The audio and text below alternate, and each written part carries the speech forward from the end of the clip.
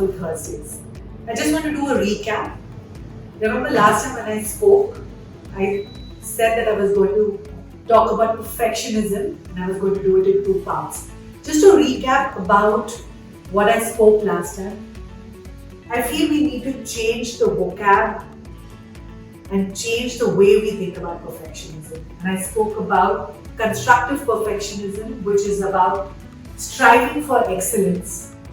And that is about the process and not about the performance. Because when you make perfectionism, it's about performance, it's for others. But when you look at striving for excellence, it is about the process.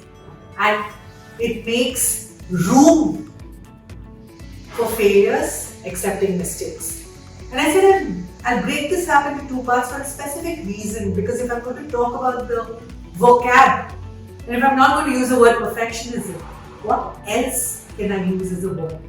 And this is not my word, it's something that I picked up from articles that I read on psychology, and there are 2 psychologists who said that the word could be excellentist.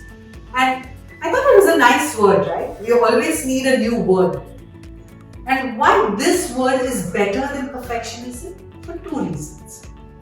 When you use the word excellence or excellentist, you talk about the quality of your work.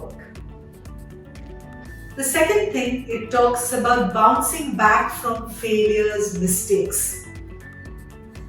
And it points out that you're not incompetent.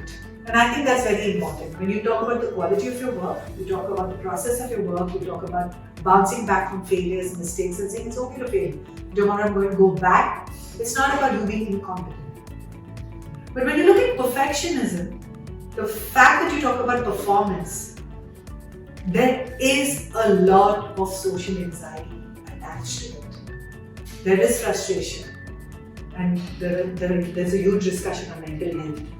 We know about that, I don't need to go over there. But this is something that we need to keep in mind.